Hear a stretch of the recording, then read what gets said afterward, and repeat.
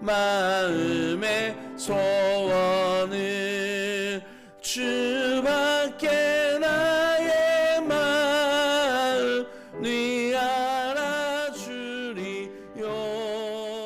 내 마음 위로하사 평온케 하시네.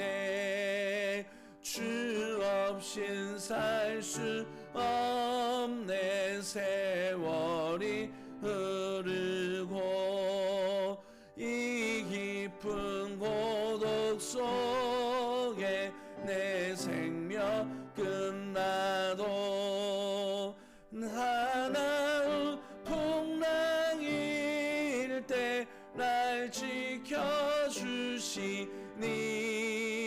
내 곁에 계신 주님 늘 힘이 됩니다.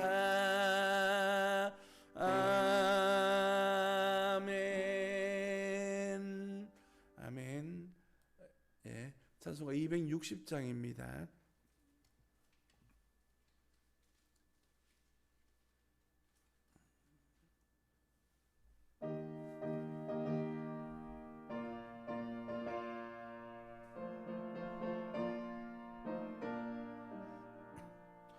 우리를 죄에서 구하시려 주 예수 십자가 지셨으니 기쁘게 부르세 할렐루야.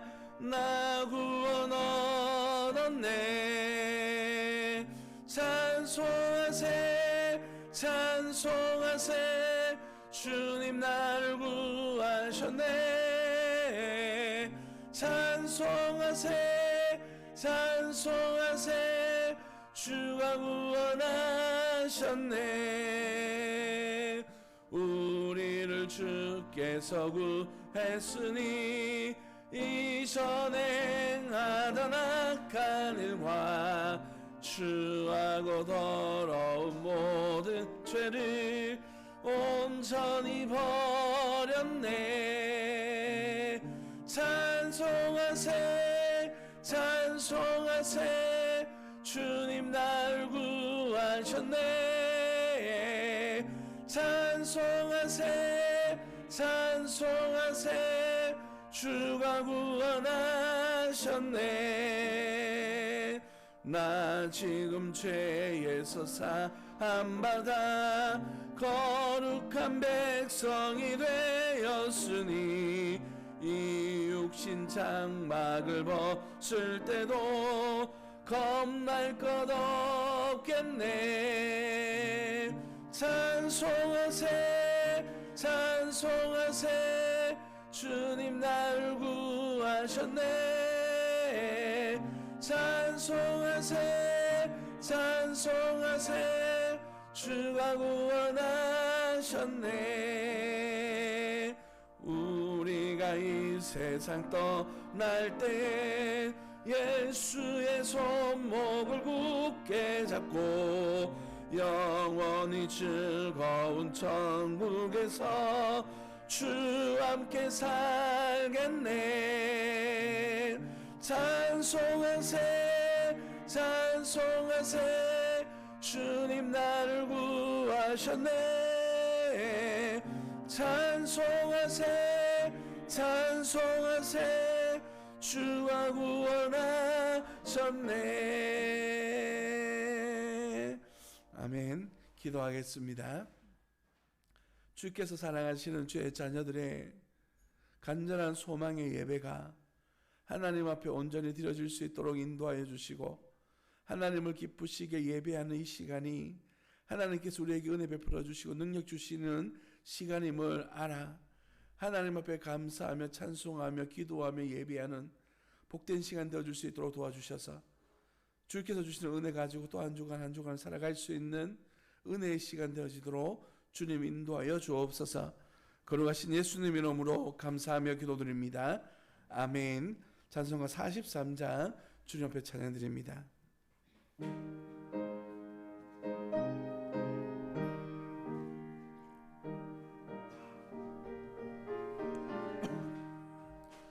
주 즐겁게 안식할 날 반갑고 좋은 날 내 맘을 평케하니 즐겁고 기쁜 날 이날에 천하 만민 다 보좌 앞에서 참되신 삼위일체 다 찬송 부르네. 이날의 하늘에서 새 양식 내리네. 성회로 모이라고 종소리 울리네. 복음의 밝은 빛은 온 세상 비치며 또 영생물이 흘러 시원케 하시네. 이 주일 지킴으로 새 은혜 입어서 영원히 쉬는 곳에 다 올라갑시다. 성부께 찬미하고 성자와 또 성령 참되신 삼위일체 다 찬송 부르세. 아멘. 아멘. 교동문 41번입니다. 시편 97편. 교동문 41번. 시편 97편입니다. 여호와께서 다스리시니 땅은 즐거워하며 허다한 섬은 기뻐할지어다.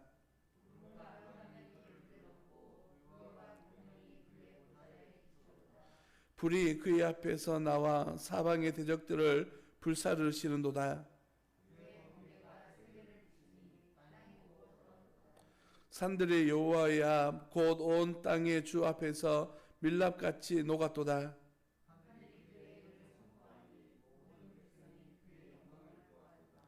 조각한 신상을 섬기며 허무한 것으로 자랑하는 자는 다 수치를 당할 것이라.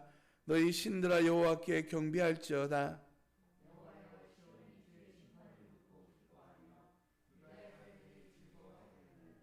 여호와여 주는 온 땅 위에 지존하시고 모든 신들보다 위에 계시나이다.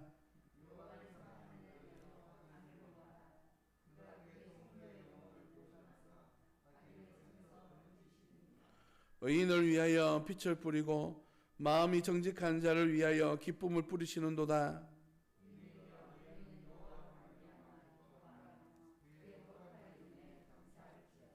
아멘.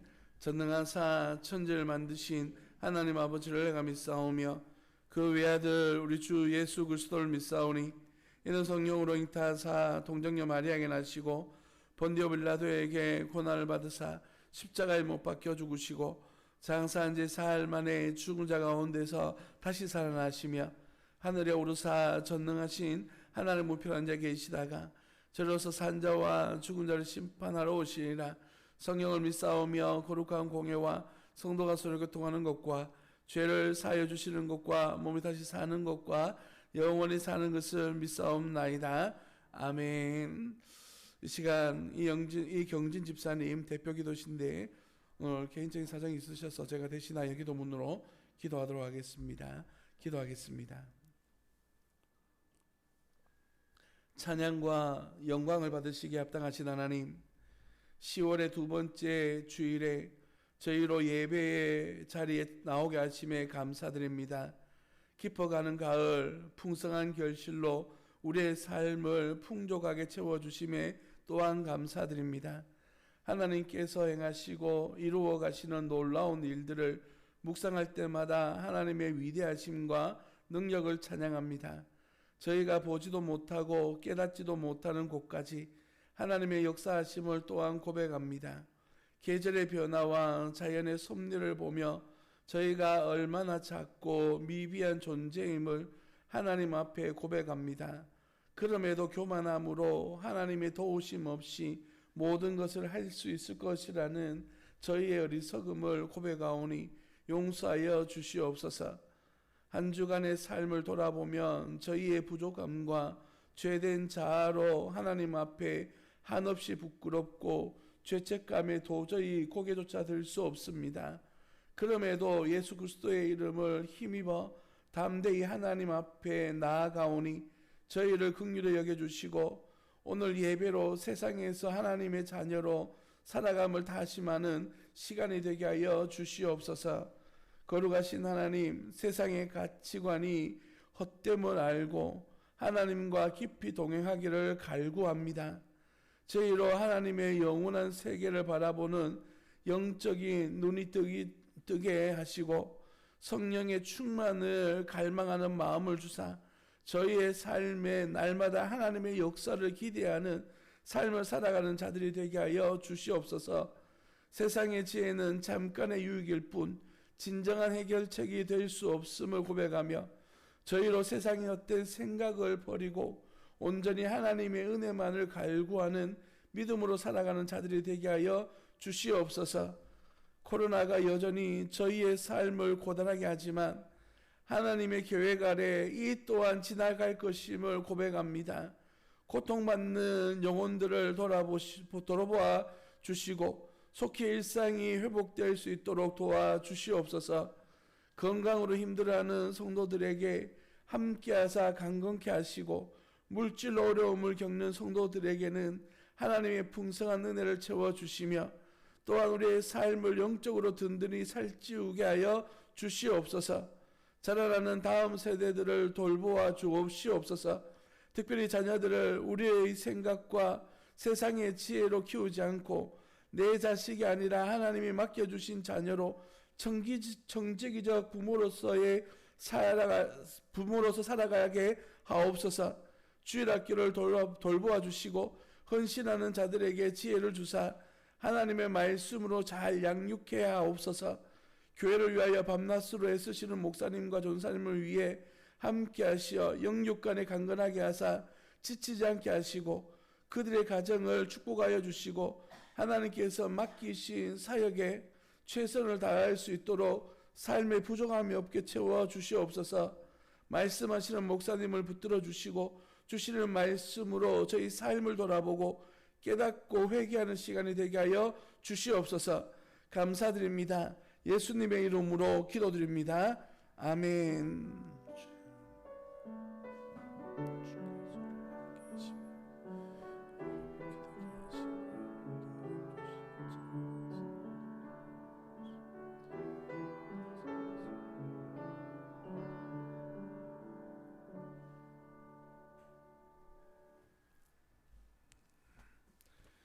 찬송가 285장 찬양 드리면서 준비한 예물을 하나님 앞에 올려드리도록 하겠습니다. 285장입니다.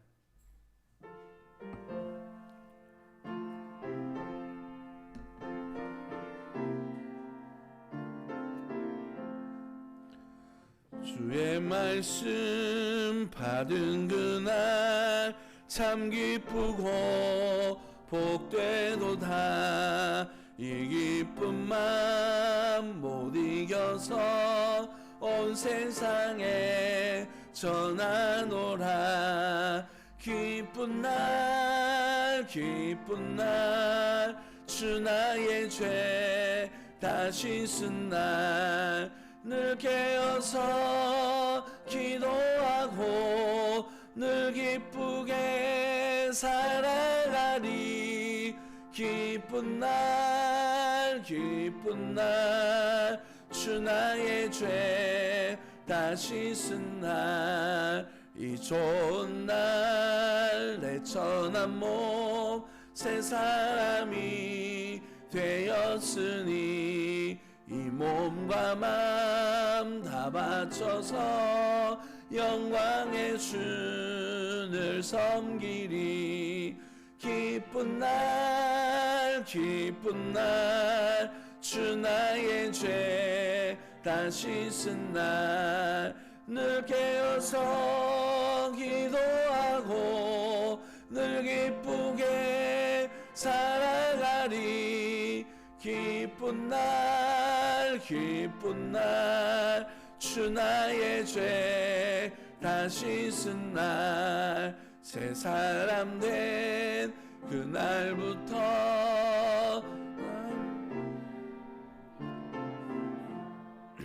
이 복된 말 전하느니 나의 본분 삼았도다 기쁜 날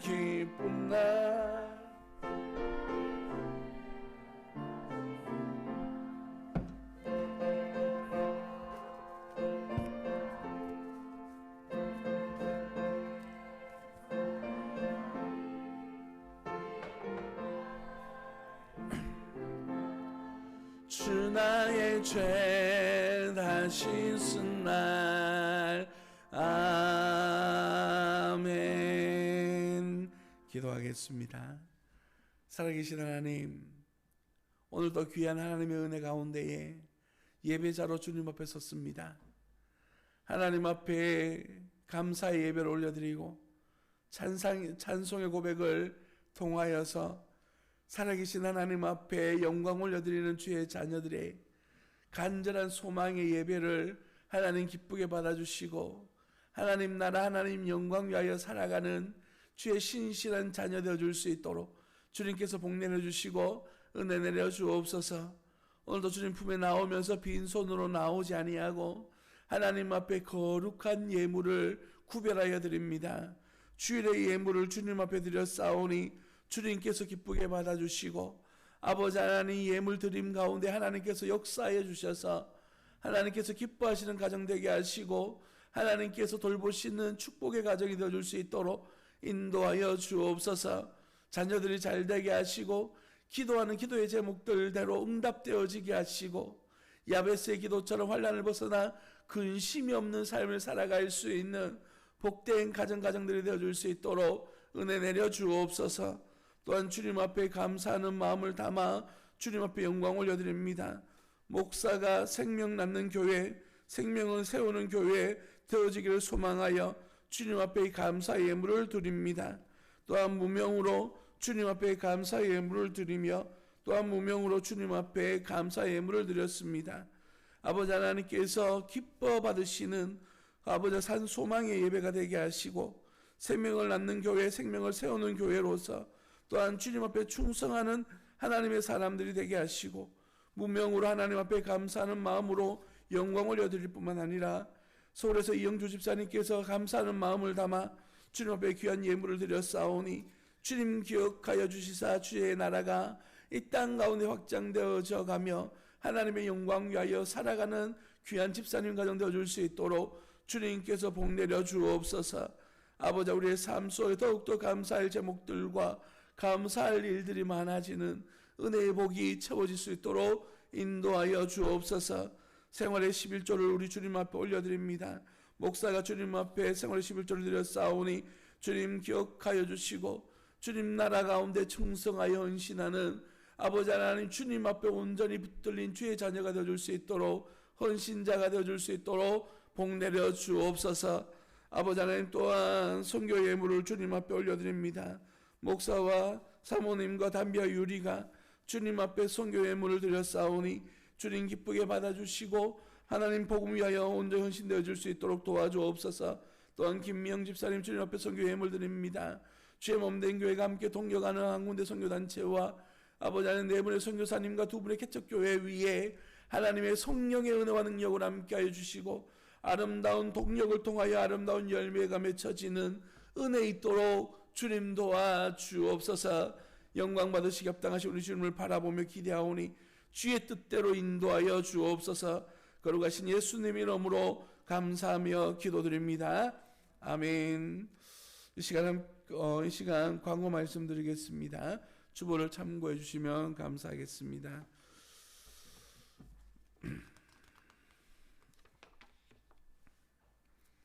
2021년도 세움교회는 가정을 세우고 교회를 세우며 나라를 세우는 교회입니다. 하나님 앞에 온전히 헌신되어지는 또한 가정을 세우는 교회가 되어줄 수 있도록 많은 협력과 기도 부탁드리겠습니다.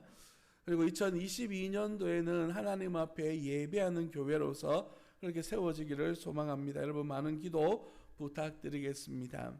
이번에 광고를 보시면 예천군 기독교연합회 복음화 대성회가 18일부터 시작해서 수요일까지 그렇게 진행되어지게 됩니다. 강사는 도원우 목사님, 서울의 한성교회를 담임하시는 목사님이신데 앞전에는 대구에 있는 경산중앙교회를 섬기셨던 목사님입니다. 한 800명 되는 교회, 서울에 있는 한성교회가 800명 되는 교회에 가셔서 지금 한 4,000명 정도 이렇게 모이는 그런 교회로 성장한 이렇게 전도에 열심히 그런 목사님의 어떤 섬김이 있습니다. 여러분 기도해 주시고, 제가 임원이기 때문에 수요일 날 아마 참석을 해야 될 것 같습니다. 그래서 좀 기도하는 것을 우리 수요 예배를 우리가 거기서 함께 드리는 걸로 그렇게 했으면 하는 마음을 가지고 있습니다. 여러분 기도로 준비해 주시고 또 형편에 따라 상황에 따라 그렇게 진행을 해 나가도록 하겠습니다. 금요 기도회가 계속되어지고 있고요. 그리고 10월 24일에는 우리가 설립 감사 예배로서 하나님 앞에 영광 올려드리게 됩니다. 이날 오후 예배를 섬기실 목사님은 대구에 있는 발급빛 성명교 우리가 섬기시는 개척교회 목사님이십니다. 오셔서 말씀으로 섬겨주시기로 하셨습니다. 영진 목사님에 대해서 제가 설명을 드렸습니다만은 코로나가 시작되어지면서 교회가 상황적으로 굉장히 안 좋은, 즉 교회 건물도 없는 그런 상황 속에 있습니다. 그럼에도 불구하고 성도들을 참 아름답게 섬기시는 그런 목사님이십니다. 기도로 준비해 주시기를 부탁드리고요. 그 다음에 다니엘 기도회가 11월 1일부터 시작되어져서 21일까지 저녁 8시 30분부터 진행되어지게 됩니다. 우리가 어떻게 진행해야 될지는 좀 더 기도하고 고민해 보기로 하고요. 일단은 우리가 다니엘 기도를 진행한다는 거 기억해 주시면 감사하겠습니다. 11월 중에는 예결산위원회와 각 부서 총회를 진행하려고 합니다. 예결산위원회는 2021년도에 예산을 결산을 이제 마무리하고 2022년도에 우리 함께 세워가야 될 그런 결산을 하는 시간입니다. 여러분 기도해 주시고 준비하셔서 하나님 앞에 영광 되어줄 수 있기를 소망합니다. 추수감사주일은 11월 21일 셋째 주일날이 있습니다. 이날에는 추수감사주일뿐만 아니라 오후 예배 때는 가족사랑 초청주일로서 하나님 앞에 영광 올려드리려고 합니다. 여러분 많이 기도해 주시고 오늘 관심과 기도 부탁드리겠습니다. 성경 말씀을 함께 보도록 하겠습니다. 빌립보서 3장 1절로부터 9절 말씀입니다.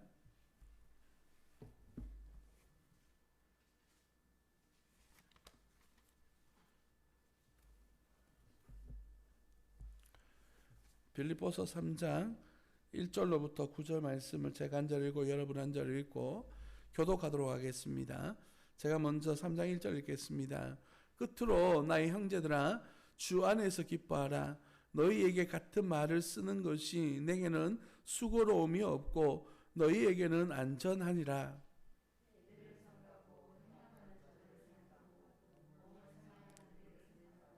하나님의 성령으로 봉사하며 그리스도 예수로 자랑하고 육체를 신뢰하지 아니하는 우리가 곧 할례파라.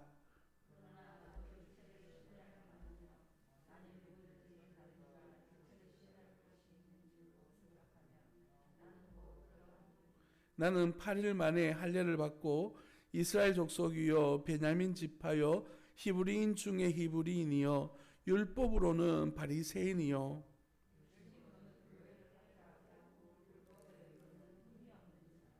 그러나 무엇이든지 내게 유익하던 것을 내가 그리스도를 위하여 다 해로 여길 뿐더러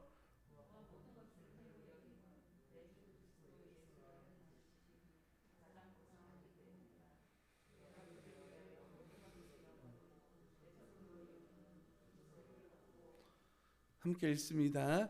그 안에서 발견되려 함이니 내가 가진 의는 율법에서 난 것이 아니요 오직 그리스도를 믿음으로 말미암은 것이니 곧 믿음으로 하나님께로부터 난 의라. 아멘. 오늘은 주신 말씀을 가지고 가장 고상한 지식 두 번째 시간으로 하나님 앞에 은혜의 말씀을 나누기를 원합니다. 오늘 말씀을 시작하기에 앞서서 3절 말씀을 좀 띄워주시겠습니까? 3절 말씀을 보시면 이렇게 이야기하고 있습니다. 하나님의 성령으로 봉사하며 그리스도 예수로 자랑하고 육체를 신뢰하지 아니하는 우리가 곧 할례파라라고 그렇게 말하고 있습니다. 이 말씀을 세번역으로 다시 기록해 왔는데요. 하나님의 영으로 예배하며 그리스도 예수 안에서 자랑하며 육신을 의지하지 않는 우리들이야말로 참으로 할례 받은 사람입니다 라고 그렇게 말하고 있습니다. 사도 바울은 지난 시간 우리가 함께 나누었던 말씀을 통하여서 그리스도 안에서 주 안에서 기뻐하는 것이 무엇일까에 대해서 이야기를 했습니다.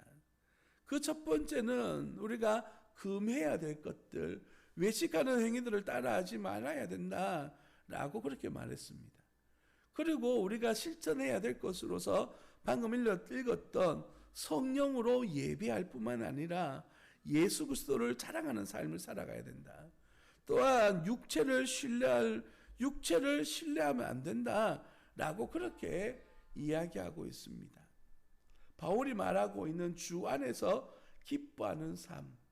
우리가 지난 시간에 강조했습니다만 이 기뻐한다는 말은 우리가 즐거워하는 의미가 아니라 예수 그리스도 안에 가치를 두고 우리가 예수 안에서 살아가는 삶이 기뻐하는 삶이다 라고 그렇게 말씀드렸습니다. 다른 말로 표현해 보자면 우리는 예수 안에서, 예수님 안에서 그의 자녀로서의 그 지위에 걸맞는 종교적인 삶을 살아가는 것을 이야기합니다. 세상 사람들이 봐서 저게 기독교인이가?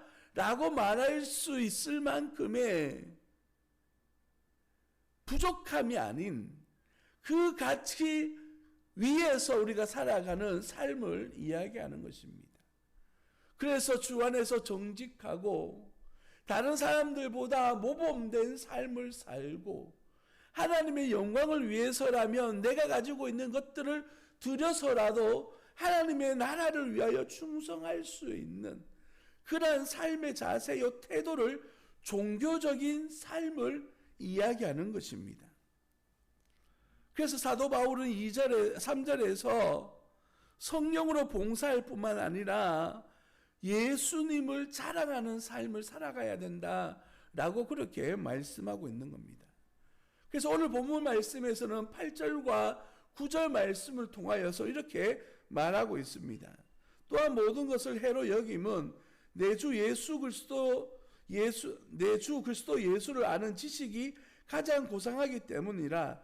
내가 그를 위하여 모든 것을 잃어버리고 배설물로 여김은 그리스도를 얻고 그 안에서 발견되려 함이니 내가 가진 의는 율법에서 난 것이 아니요 오직 그리스도를 믿음으로 말미암은 것이니 곧 믿음으로 하나님께로부터 난 의다라고 그렇게 말하고 있습니다.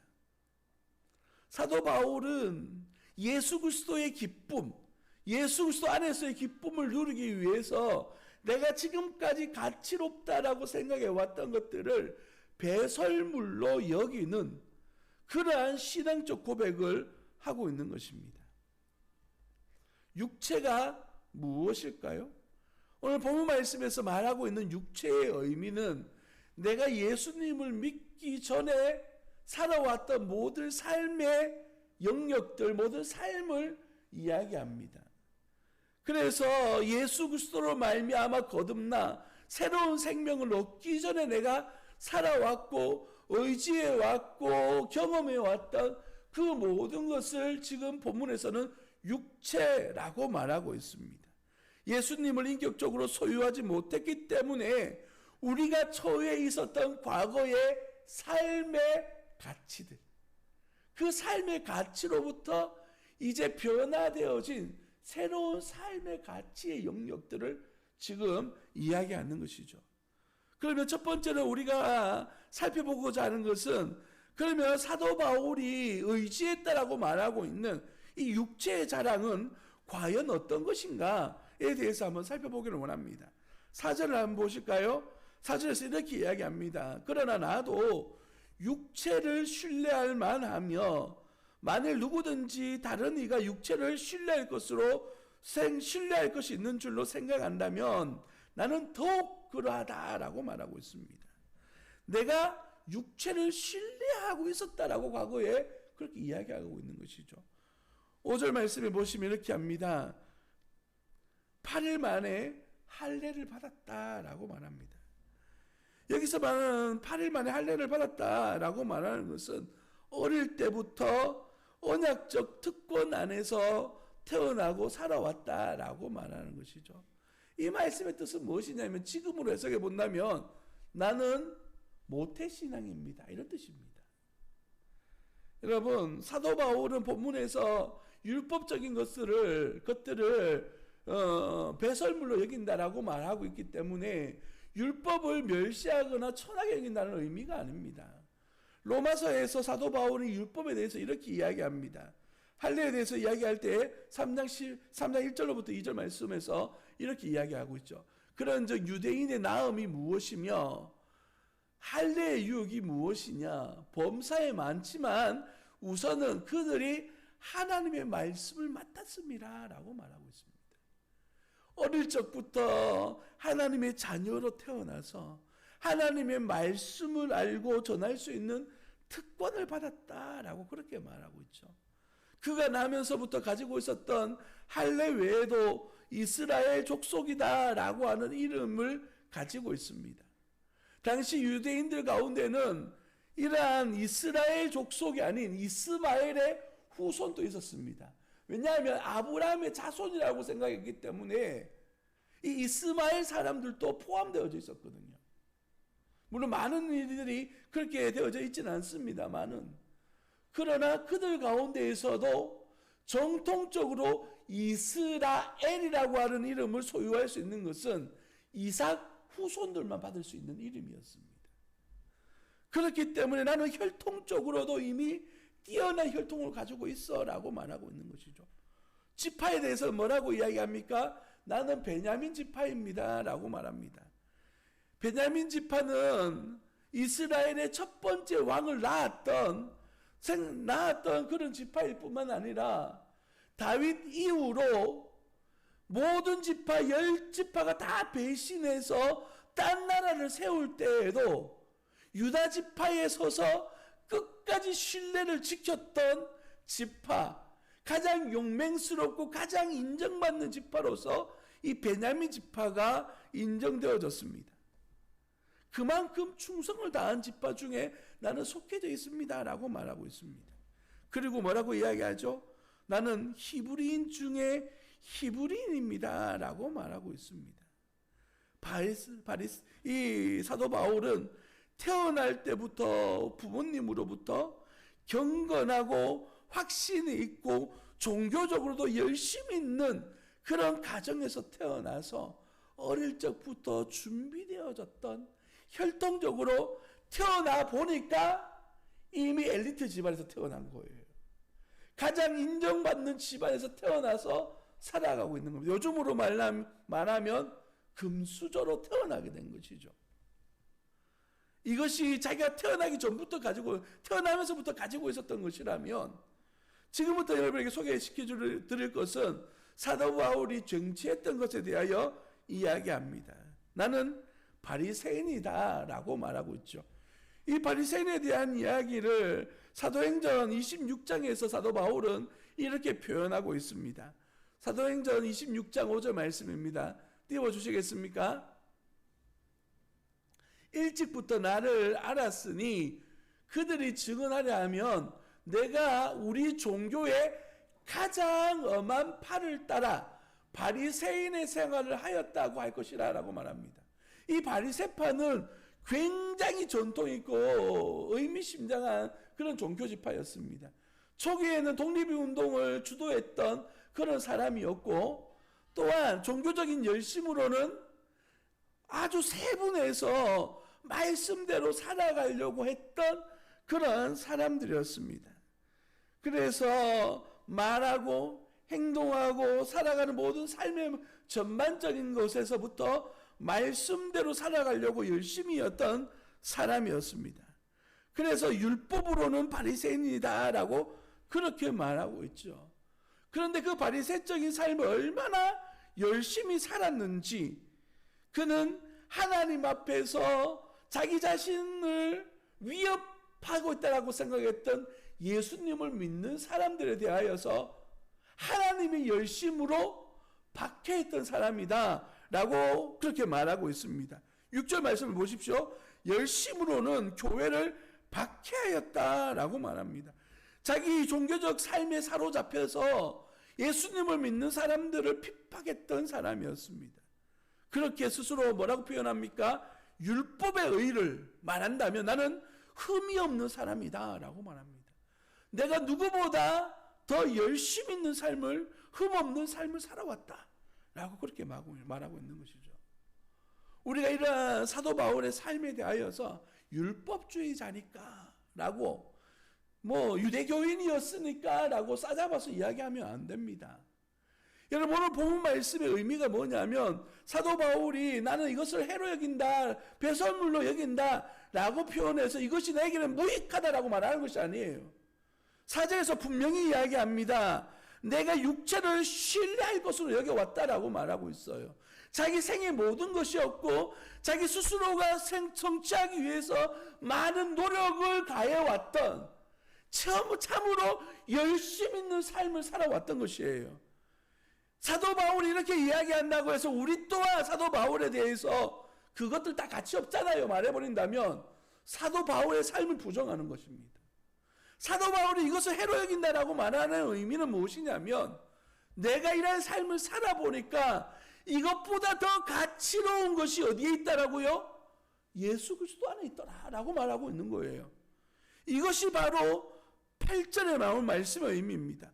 또한 모든 것을 해로 여겼던 이유는 내 주 그리스도 예수를 알아가는 지식이 가장 고상하기 때문이다 라고 말하고 있는 겁니다. 그래서 오늘 말씀의 제목이 가장 고상한 지식인 것이죠. 사도 바울이 이렇게 말할 수 있는 이유는 자기가 살아왔던 삶의 가치가 이것만인 줄 알고 살아왔는데 예수님을 만나고 보니까 예수님이 더 소중하고 더 귀중한 것을 알게 되어졌다라는 것이에요. 여러분, 예수님을 믿는 어느 신앙인들 가운데에 이 본문의 말씀들을 잘못 해석하고 오해하는 분들이 있어요. 그래서 자녀들을 공부하거나 공부해야 될 시기에 열심히 공부하도록 후원하고 지원하는 것이 아니라 예수만 잘 믿으면 돼. 예수 안에서 한 번만 반짝하면 돼. 그러면 하나님이 역사해 주실 거야 라고 하는 잘못된 가르침을 가르치는 사람들이 있어요. 어제 이 말씀을 준비하면서 과거에 있었던 사건 하나를 들추어 보면서 검색해 봤던 기억이 있습니다. 경남 합천에 있는 어떤 목사님이 자녀 3명이 있었는데 이 아이들이 감기에 걸린 거예요. 독감에 걸린 거예요. 그래서 이 목사님은 기도하면 낫겠지 라고 생각하고 그냥 기도했습니다. 제일 큰 아이는 그냥 병원에 잠시 데려가서 주사 한 대 맞히고 돌아왔고, 두 아이는 동네 약국에서 종합감기약 사 먹인 것이 다였습니다. 그렇게 뜨겁게 기도했는데 큰 아이가 죽어버렸어요. 그랬더니만 이 목사님은 빨리 깨우쳐서 나는 아이들을 빨리 병원에 옮겨야 되는데, 목사님은 자기 열심으로 하나님이 다시 살려주시겠지 라고 하는 마음으로 끊임없이 기도했답니다. 10시간이 넘는 시간을 그 아이를 붙들고 기도를 했는데 둘째 아이, 셋째 아이가 차례로 죽어나간 거예요. 그래서 친척 중에 누가 이 사실을 알고 신고를 해서 이 목사님이 구속된 사건이 지난 몇 년 전에 있었던 사건입니다. 여러분, 종교적 열심을 헛된 것으로 오해해서 받아들이면 안 돼요. 사도 바울이 지금 내가 해로 여긴다라고 말할 수 있는 이유는 내가 그런 삶을 살아왔기 때문에 그 삶과 예수 그리스도를 비교해 보니까 이것이 더 가치롭다라고 하는 것이지 이것이 의미 없다는 얘기가 아니에요. 우리가 알고 있는 요셉이나 모세, 다니엘이나 다니엘의 세 친구를 생각해 보십시오. 그들은 이방 나라에서 가장 높은 자리를 차지했던 사람들입니다. 그는 세상 학문을 배웠고 세상 사람들로부터 인정받는 사람들이었어요. 그런 사람들 또한 하나님께서 들어 사용하시는 거죠. 여러분, 우리가 열심이라고 하는 것을 오해하지 않기를 예수님 이름으로 축복합니다. 사도 바울 또한 열심히 특심했던 사람이에요. 자기 종교적 열심에 빠져서.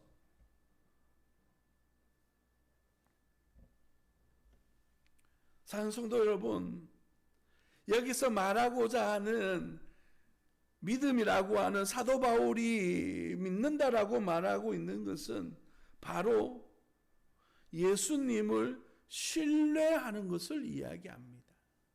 내가 지금까지 신뢰하며 믿어왔던 세상적 기준과 가치들이 예수 그리스도를 만나게 되니까 이 세상 것과는 다른 예수 그리스도를 의지할 수밖에 없어지게 된다. 이런 의미입니다. 내가 신뢰하는 대상이 바뀌어졌다라고 하는 의미라는 것이죠. 예수님을 만남으로 말미암아 삶의 가치관이 바뀌어졌고 그의 삶이 바뀌어졌다라고 말하고 있는 것입니다. 그래서 사도 바울이 7절에서 말하는 것, 7절에 보시면 이렇게 이야기하죠. 그러나 무엇이든지 내가 유익하던 것을, 내게는 지금까지 유익하다라고 믿었던 것을 뭐라고 이야기합니까? 내가 그리스도를 위하여 다 해로 여긴다고 해요. 누구를 위해서요? 예수님을 위해서, 나를 위해서가 아니라 예수 그리스도의 영광을 위해서요. 이 말씀을 오해 없이 하나님의 말씀대로 받아들이시기를 예수님의 이름으로 축복합니다. 그래서 사도 바울은 이 본문을 이렇게 이야기합니다. 내가 그리스도를 위하여 다 해로 여긴다라는 것을 예수 그리스도를 아는 지식 때문이다라고 말하고 있어요. 예수님 때문에, 예수님을 알아가는 것 때문에 내가 해로 여긴다는 것이지, 이것이 가치 없다라고 말하는 것이 결코 아니라는 것이에요. 그러면 믿음이라고 하는 건 과연 무엇일까? 믿음이라고 하는 단어를 제가 국어사전과 성경사전을 찾아봤는데 이렇게 다 믿는 것 이렇게 표현하더라고요.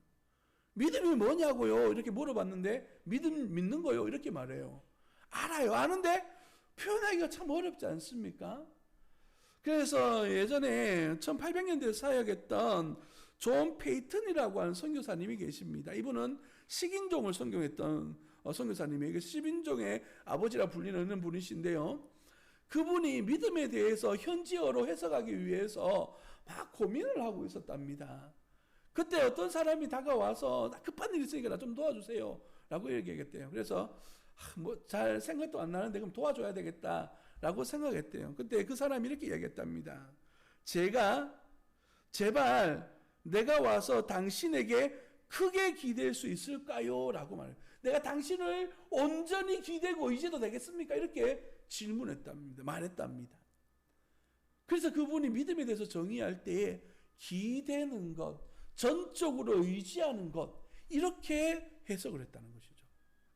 여러분, 우리가 믿는다라고 말하는 것은 오늘 8절 9절에서 말하고 있는 사도 바울이 예수님을 믿는다라고 말하고 있는 이 믿음은 예수님을 온전히 의지하는 것을 이야기합니다. 여기서 말하는 것은 무엇을 이야기하는 것일까요? 내가 나름대로 열심히 어떤 것을 중단하고 예수님을 의지하는 겁니다. 내가 뭔가를 행하면서 살아왔던 것들을 중단하고 예수님께 의지하는 것이에요. 내가 무게를 실어왔던 것들을 지금 잠시 내려놓고 주님을 의지하는 시간들을 이야기하는 겁니다. 여러분, 우리는 어느 순간에서부터 종교적 열심으로 하나님을 잘 믿는다라고 표현해 왔어요. 그런데 우리 주님께서 원하시는 것은 종교적 열심을 행하는 것을 원하는 것이 아니라 잠시 내려놓고 주님을 생각하고 주님께 기대고 주님을 의지함으로 말미암아서 그 안에서 경험되어지는 하나님의 은혜의 순간들, 이것이 믿음이다라고 그렇게 말하고 있는 겁니다. 사도 바울이 9절에서 이렇게 이야기해요. 그 안에서 발견되려 함이니, 그 안이 누굽니까? 예수 안에서, 예수 안에서 내가 기대고 살아가다 보니까 뭐라고 이야기합니까? 내가 가진 너희가 나타나기 시작했다. 이것은 내가 율법의 삶이 아니라 믿는 믿음, 예수 그리스도를 믿는 믿음 안에서 생겨난 너희다 라고 그렇게 이야기하고 있어요. 내가 열심으로 뭔가를 했을 때는 아니었는데 주님 앞에 전적으로 의지하니까 이것이 의로 나타나고 있다 라고 그렇게 이야기하고 있는 겁니다. 무엇이 성장하고 무엇이 변하고 있습니까? 7절 말씀에 보시면 내게 유익하던 것라고 말하면 과거형으로 표현되어져 있어요. 그런데 8절에 보시면 뭐라고 이야기하냐면 또한 해로 여김은 현재형으로 나오고 있습니다. 그러니까 과거에 내가 유익하게 믿어왔던 것들이 지금의 유익하던 것으로 바뀌었다. 과거에는 세상적인 것, 유책적인 것을 의지하고 왔다면 지금은 바로 예수님으로 의지하고 있다라고 말하고 있는 거예요. 무엇을 말하고 싶냐면 7절과 8절 사이에는 성장이라고 하는 변화가 포함되어져 있습니다. 다메섹에서 예수님을 만나고 난 다음에 예수님을 아는 지식을 채워가면서 본인이 경험하고 있는 성장을 이야기하고 있는 거예요. 과거에 내가 열심히 내고 살아왔는데 예수님 만나고 나니까 이거 다 의미가 없더라. 그런데 내가 지금 감옥에 갇혀 있어서 예수님을 믿고 복음을 위해 살아간 시간들이 지나고 난 다음에 돌아보니까 이것이 나에게는 오히려 유익이 되어지고 있다. 예수 그리스도가, 예수 그리스도를 아는 지식이 이렇게 지금 말씀하고 있는 것입니다. 산성도 여러분, 예수 그리스도 안에서 성장이 있어야 될 줄 믿습니다. 예수님을 믿는 믿음 안에서 우리는 변화들이 나타나야 될 줄 믿습니다. 내 혼자서 열심히 내는 그러한 성장을 이야기하는 것이 아니라 예수님을 믿고 예수님을 알아가는 일로 말미암아서 우리 안에 변화들이 나타나야 된다는 것을 이야기하는 거예요. 그냥 처음에는 예수님을 믿어서 예배만 참석했는데 어느 순간 하나님의 말씀을 듣고 하나님의 말씀이 내게 가슴 가운데 감동을 줘서 교회에서 섬김의 자리에 서야 되겠구나, 내가 이것저것 섬기면 좋겠구나 라고 하는 마음들이 생겨나게 되는 것, 이런 것들을 이야기하는 거예요. 처음에는 예수 믿을 때 나 혼자 믿기도 벅찼는데 이제는 연약한 주의 성도들을 바라보면서 예수님에 대해서 소개하고 말씀도 전할 수 있는 사람으로 성장해 나아가는 과정을 이야기하는 것이라고요. 다른 이들에게 상처 줘가면서까지 내 열심으로 살아가는 삶이 아니라 온전히 하나님의 영광을 위하여서 주의 몸된 교회의 덕을 세워가는 일들을 위하여서 내가 가장 낮은 자리에서 섬기는 섬김을 이야기하는 것입니다. 이렇게 섬기는 그의 성장 속에는 어두운 부분이 포함되어져 있습니다. 8절 말씀을 보시면 이렇게 이야기하죠. 내 주 그리스도 예수를 아는 지식이 가장 고상하기 때문인데 내가 그를 위하여 모든 것을 잃어버렸다라고 말합니다. 여기서 모든 것을 잃어버렸다라고 하는 말은 고난받고 있다라는 것이에요. 본인이 지금까지 가지고 있었던 것들이 자기가 자의에 의해서가 아니라 타의에 의해서 놓여질 때가 많이 있다라는 것이죠. 오늘 빌립보 말씀을 살펴보고 있습니다만은 마게도냐 지역에서 이제 그 소아시아 지역을 전도하려고 계획을 다 짜서 가려고 했는데 꿈에 하나님께서 마게도냐로 넘어와라, 빌립보 지역으로 와라 라고 하는 메시지를 듣고 옮겨갔지 않습니까? 자의로 움직이는 것이 아니에요. 빌립보 지역에서 어떤 일이 있었어요? 채찍에 맞았어요. 감옥에 갇혔어요. 그래서 모진 고난을 당했습니다. 바울이 원해서 그랬습니까? 하나님께서 그거 가도록 이끌어 주셨던 아닌가요? 지금 사도 바울이 어디에 있습니까? 감옥 가운데 있어요. 감옥 속에서도 하나님 앞에 지금 이렇게 헌신할 수 있는 이유는 무엇일까요? 바로 예수 그리스도께 내 모든 것을 맡겨두었기 때문에, 맡겨놓았기 때문에 우리 주님께서 나를 주님의 필요에 맞게 사용하고 있는 것이에요. 사도 바울은 고난을 통하여서 또 다른 성도들을 세워가도록, 고난 가운데 있는 당시에는 다 고난받고 있지 않습니까? 그들을 위로하도록 하나님께서 사도 바울을 그 길로 이끄시는 것이죠. 그래서 9절에서 말하고 있는 그 안에서라고 하는 단어의 의미가 그런 의미를 가지고 있습니다. 예수 안에서. 지금 여러분이 살아가고 있는 삶의 현장들이 예수 안에 있는, 그리스도 안에 있는 현장이 되어지기를 예수님 이름으로 축복합니다. 여러분의 열심과 여러분의 수고로움으로 살아가는 것이 아니라 주님께서 내게 말씀하여 주시고 가라 말씀하시고 헌신하라 말씀하시는 그 장소에서 하나님의 나라와 하나님의 영광을 위하여 헌신할 수 있는 그러한 믿음의 자녀들 되시기를 예수님 이름으로 축복합니다. 이 자리를 사도 바울은 1절에서 주 안에서 기뻐하는 삶이다 라고 말하고 있는 거지. 여러분, 기뻐한다는 말은 가치라고 말씀드렸습니다. 예수 안에서의 가치를 누리며 살아가는 것은 항상 기쁨만은 있는 것은 아닙니다. 그럼에도 불구하고 우리가 인생을 들여서 하나님 앞에 헌신해야 될 자리, 그 자리에서 하나님의 영광 위하여 살아가시기를 예수님 이름으로 축복합니다. 이 자리들을 이야기하니까 어떤 분들은 자꾸 신학교를 가려고 그래요. 남자들은 신학교로 가고 여자분들은 다 사모님 된다고 다 그렇게 헌신을 하는데, 제가 말하고 있는 그 헌신의 자리는 그 자리가 아니에요. 여러분이 있는 가장 가까운 자리, 가정에서부터, 여러분이 다니고 있는 직장에서부터, 여러분이 섬기는 교회에서부터 여러분 섬기는 자리로 서 나가야 될 줄 믿습니다. 내가 가장 가까이 있는 자리 내팽개치고 주님 앞에 충성한다고 이거 말도 안 되는 얘기죠. 우리의 섬김의 자리는 여러분의 가정이 되어지기를, 여러분의 직장이 되어지기를 예수님 이름으로 축복합니다. 기도하겠습니다. 사도 바울은 그가 지금까지 알아왔고 믿어왔던 가치를 배선물로 또는 해로 여긴다라고 말하고 있습니다. 그 이유는 예수님을 만나니 예수 안에 살아가는 것이 더 주님이 원하시는, 하나님이 원하시는 삶이다라고 하는 사실을 깨달았기 때문입니다.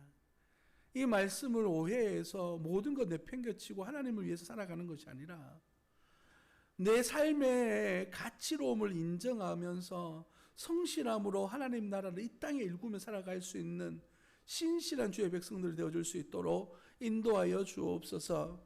내가 있는 가정, 내가 처한 직장, 내가 섬기는 교회와 내가 살아가고 있는 삶의 현장들 속에서 하나님 나라를 살아갈 수 있는 복된 주의 자녀가 되어줄 수 있도록 인도하여 주옵소서.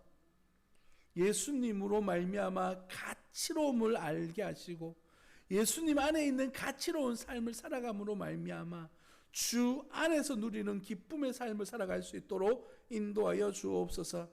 그래서 세움교회 성도들은 성장에 또 성장을 이어가는 하나님의 사람들이 되어줄 수 있도록 인도하여 주옵소서. 사도 바울이 변화되어져 하나님의 사람으로 세워진 것처럼 예수 그리스도를 아는 지식이 충만한 삶을 살아갈 수 있도록 오늘 이 자리에 모인 주의 성도들 위해 복의 복을 더하여 주옵소서. 훗날에 주님 앞에 인정받고 칭찬받는 하나님의 사람들이 되어줄 수 있도록 주님 붙들어 주옵소서. 거룩하신 예수님 이름으로 감사하며 기도드립니다. 아멘. 찬송가 94장 주님 앞에 찬양드립니다.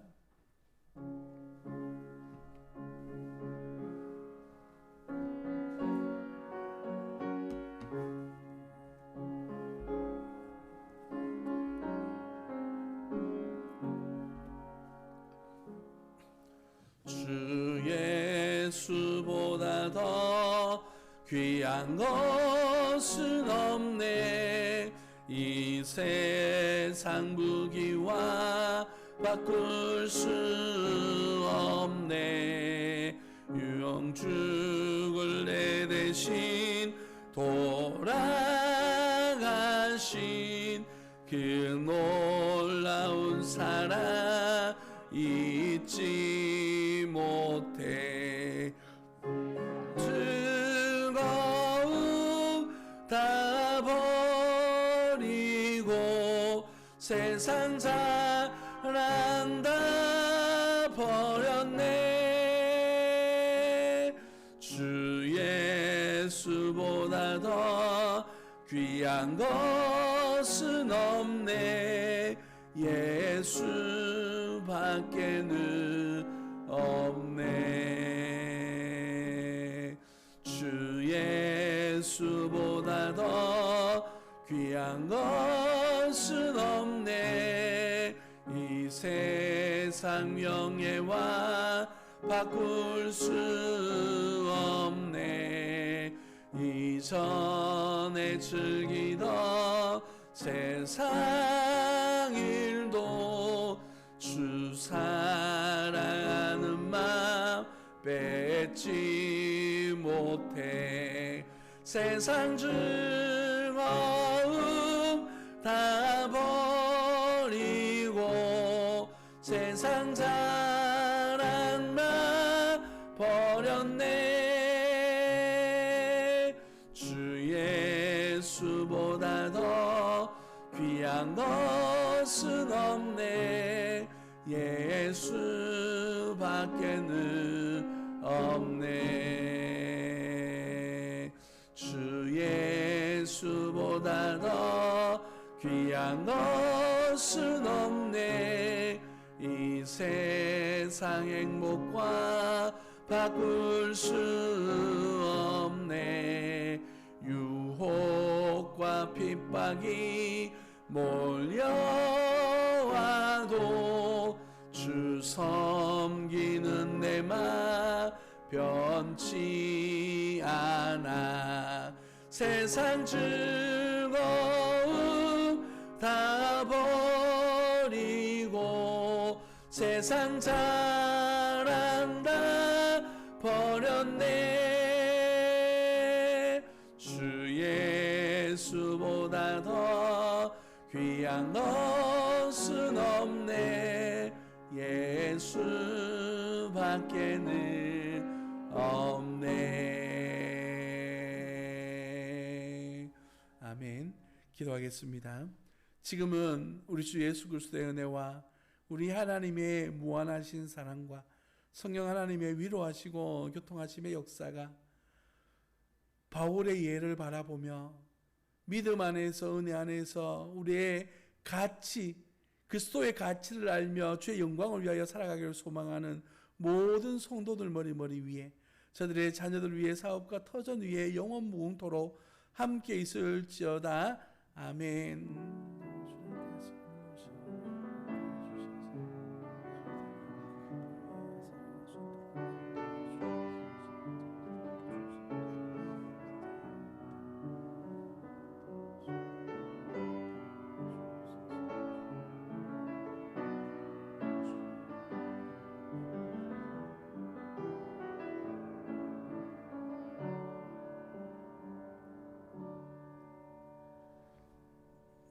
감사합니다.